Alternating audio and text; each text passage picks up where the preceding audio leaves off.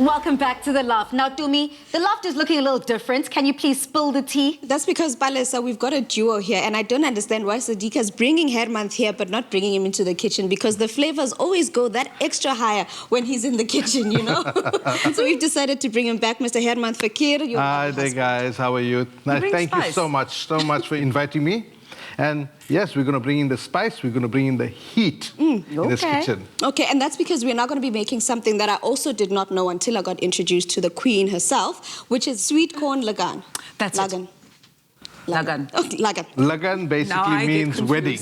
But Lagan, the A is pronounced longer. It's the cake. It's the cake. It's the cake. Oh, Lagan. I love that. Interesting. So it's a very savory cake. You'd never ever associate, okay, Indian cuisine, it's a savory cake, and it's a bit of a mind boggle. But the reason the sweet corn is in, it gives you that sweet, creamy texture, because we're going to use cream style sweet corn.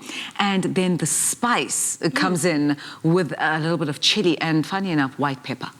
Interesting. Yeah. Interesting. Show us what we need to do then. So, Herman's going to be chopping up the chili, and I think the critical thing here when it comes to technique is the chili needs to be really chopped up finely, or you can use a bit of a blender or a spice grinder. So that's what's going to be done.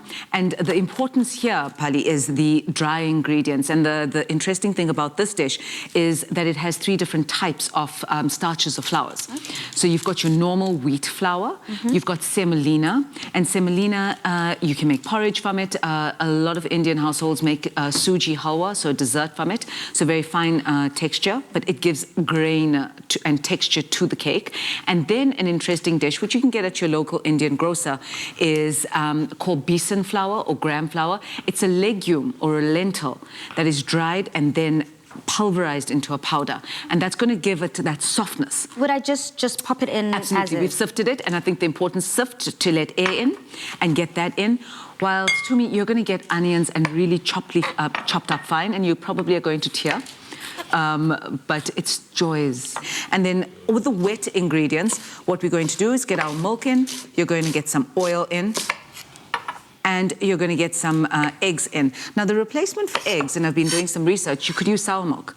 So you could possibly, for 3 eggs, use about half a cup of sour milk, and that gives the texture. The important thing here is with the cake, is you want that moisture with the lagan, and that's where the onions come in. The onions, one, add a level of flavor, but adds that level of moisture.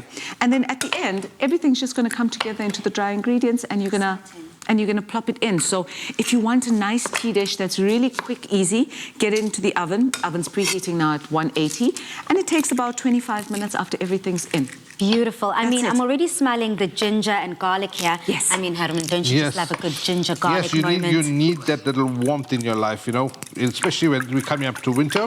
We need that warmth. Okay. That's it. And then is it also safe to just put in the sweet corn now? Yes. And I have to be honest, I've got a soft spot for cool sweet corn. Yeah. It is the best. It's the creamiest texture. You're going to get that in there before we add spices. Okay. And when it comes to the spices, again, you need to be the spice destiny creator. You can choose how hot you want it. If you want more chilies, add more chilies in. That's absolutely fine. But then your other layers of spice, you're going to add in some turmeric in here just now and white pepper to add in that level of Indian flavoring. The beauty of turmeric itself is that it basically is a cleanser and it's a tenderizer, and you also want that little bit of warmth coming into everything, that it enhances flavoring, because it's kind of the base flavoring that you need that helps to lift up other flavors and other textures in your food. Oh, wow. Hemant, you're going to get the spices together and pass it to Palesa. First, we're going to put in the salt here. Nice. That's it. I think it's safe to say I've lost my battle here. Cardamom. Lost the battle. A little bit of cardamom. A little cardamom. Baking soda. It's actually white pepper. No, then the white pepper is here. And that is why Hemant is not always in the kitchen and is an assistant. Finally, the turmeric.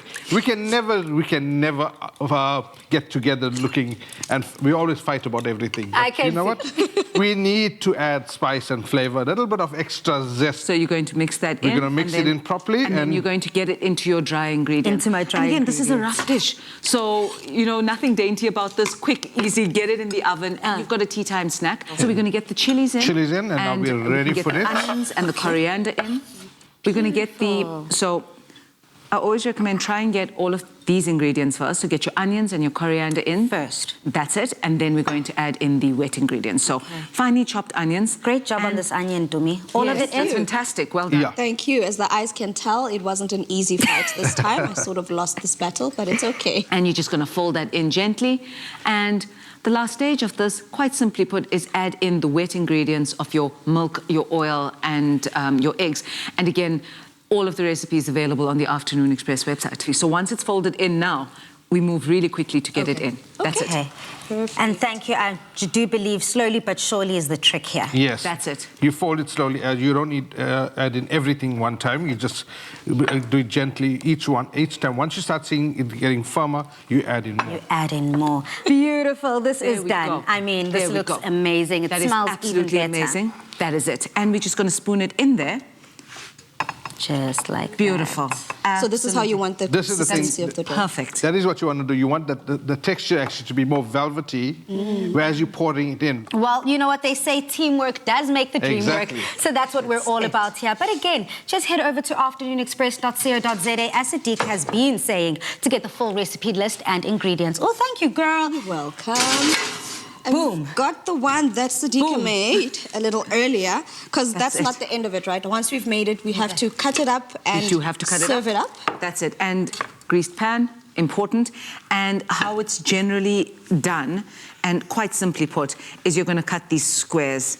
I've seen, and I've done it before, Yes. you could also just leave it on a table, put a spoon in, and you could spoon up. But I also must be honest, I prefer these lovely squares being taken out. It just looks very fancy for a tea. Good to go. While I book a corner piece, whilst you're dishing that up, I hope that you all have your table sets, because we're just one recipe away from an absolute feast.